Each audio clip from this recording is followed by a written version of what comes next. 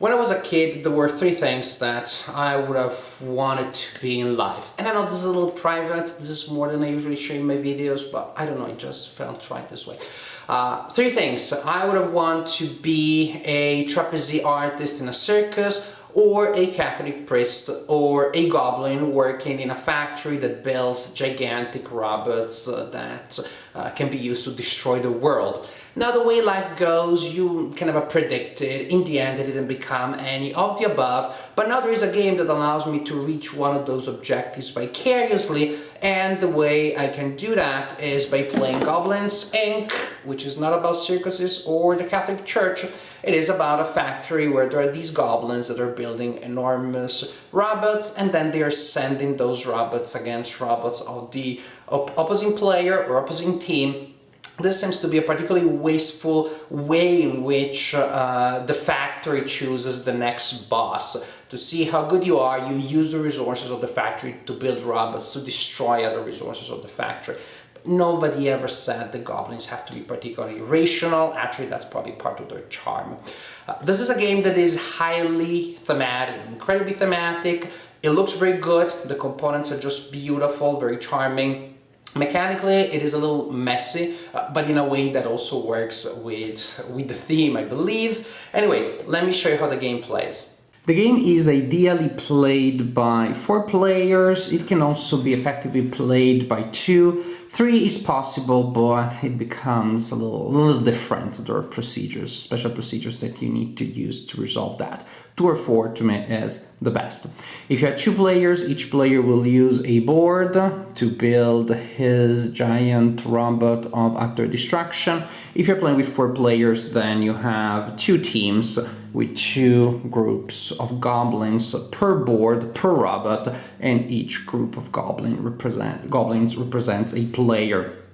Suppose you're playing in teams, well then at the beginning of each round, of each build phase, first you draw a team card that will tell you who plays with whom and where around the table. So from round to round you may have to move around the table to sit with another player and to work against maybe another player that you used to be in team with.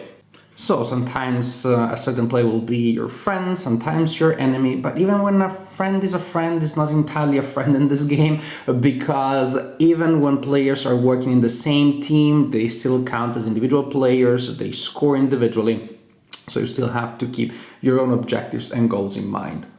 Then each team draws a blueprint card that will give you the general design of the robot that you're trying to build. Each team or player has a board to build the robot. Each blueprint has some spaces, 4 spaces that have been crossed out, and you will place goblins on your board in the spaces corresponding to the blank squares on the blueprint. This way you are reminded of what are the squares where you cannot build, where you cannot place construction tiles. Next, the players draw hidden agendas card. They draw 7, they look at them and they keep them, guess what, hidden. And these cards will be used to score later at the end of the round, at the end of the fight. Finally, time to start building the machines of utter destruction. These 2 players will draw 5 construction tiles each. These construction tiles represent different parts of the robot. You may just have general part of the robot with some armor, more of that. Some tiles have a little A that indicates special tiles that either are good, that is better. For example, special tiles with armor have 2 pieces of armor instead of 1, or in any case, they will be worth more points during scoring. Some tiles may have weapons, some weapons with 1 triangle that gives the weapon an attack. There are also weapons that have 2 attacks, engines. Here's a weapon with 2 attacks, for example. So each player, each of the 2 players that are building in this first phase draws 5 tiles. 1, 2, 3, 4. 5. Of those 5, each player keeps 3 and then gives 2 to the opponent. And the opponent gives you 2.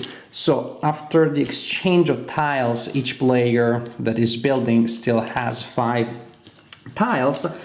Then that player starts building, that is, starts putting down these tiles on the board, when at the same time that 2 players draw 5 tiles and they start planning. So you keep switching roles. In one moment you are planning and exchanging tiles, then you start building, and the other member of your team starts planning and exchanging tiles to then start building. Fast forward to when the robots have been built after a couple of construction rounds. At that point, you also place defense tokens on areas indicated by the tiles that you placed to construct your robot. You choose the 4 hidden agenda cards that you actually want to keep from your original 7. You move the goblins to the cockpit, and at that point everything is in readiness. The fight can start. In a 4-player game, each player in a team will have a different task during each combat round. A player will be the pilot and the other player the tactician, the one that uses the weapons. The pilot picks up this very cool display here that is used to indicate the orientation of the robot. The robot can turn by 90 degrees, or can stay where it is with the same facing, or can turn by 180 degrees. The pilot secretly chooses what happens to the robot in terms of maneuvering. For example, if the pilot secretly selected that action, then the robot will be turned like this, in that direction. If you decide not to turn your robot, the robot overheats, it doesn't function as well as it would otherwise, and you lose an attack die in the following phase. You also have to choose the side of the enemy robots that you want to attack. Only your weapons that are facing forward after you turn your robot will attack, but they do not have to attack the side right in front of you. If this is your selection for the attack direction, then, well, yes, they're attacking right in front of your own robot. If you turn this circle here like this, then you will be attacking this side. By selecting that one, that side, and by doing this, you're attacking the back of the enemy robot. Now, as you can see, most choices that you make will cost a certain amount of engines. That means that you need to have enough engines on your robot to execute those maneuvers, and that may not always be possible. Your robot may lose engines as the fight goes on, so in later rounds of combat things may become more complicated. Chances that you won't be able to move and you will have to simply stay where you are become more and more real. In any case, the pilot selects the position of the robot and the direction of the attack. Meanwhile, the tacticians look at the 3 tactical cards that have been drawn from this deck. There are 3 tactical cards available each round of combat. Those tactical cards are placed there. Each tactician has an indicator like this one, and the indicator is placed face down by the tactical card, secretly selecting the card the tactician would like to have. For example, if the tactician sitting here, well, it works better if I place the cards like this, even though you don't see one entirely. If the tactician secretly selects this position like this, then the tactician wants to have that card, with this selection that card, and with this selection that card. And the tactical cards just grant a quite vast array of advantages during combat, sometimes before rolling combat dice, sometimes after. For example, you can get to re-roll dice, you can get to choose how a die rolled, that is, you can change the number on one of the dice that you rolled. The crane is used to move one of your pieces around the board. You can just transfer one of your tiles to another location. Emergency allows you to re-roll blanks. And at that point, finally, everything is ready. Pilot has planned, tactician has a tactical card. You reveal everything and the action is resolved. Also very important, in a four-player game, the tactician and the pilot cannot discuss things as they are selecting their actions for the combat round, and actually the same applies during the construction phase. You cannot talk to your partner, you kind of like have to guess what the partner may be doing next. Now, time to maneuver. Suppose that we want to resolve this attack, but both players in a real game would get to resolve their attacks at the same time. First, we maneuver the robot. We turn the robot according to the instructions given on this display here. Then we get to attack with all arrows that are facing forward. In this case, that is 3 arrows. That means 3 dice.